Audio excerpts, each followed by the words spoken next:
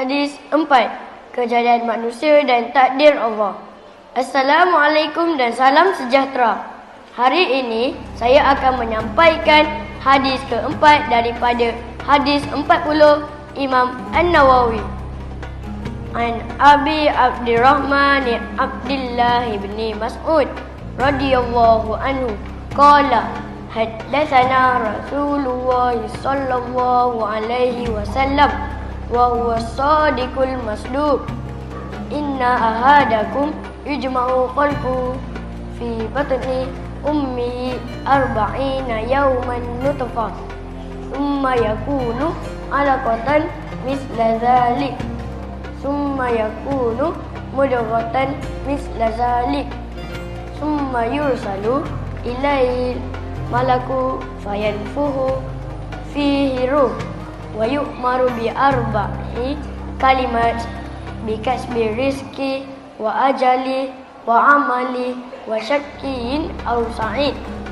Rasulullah sallallahu alaihi wasallam memberitahu kita bahawa manusia diciptakan dalam perut ibu secara berperingkat. 40 hari sebagai nutfah, 40 hari sebagai alaqah, 40 hari sebagai mudghah. Selepas 120 hari, malaikat diutuskan untuk meniupkan roh.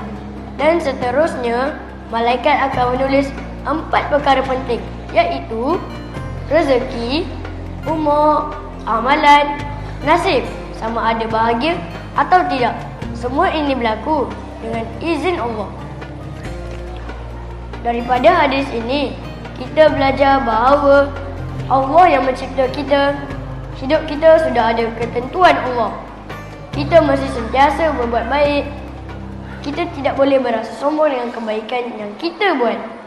Nilai baik yang perlu kita amalkan: rajin berbuat baik, hormat ibu bapa dan guru, sentiasa berdoa kepada Allah, tidak putus asa menjadi murid yang baik.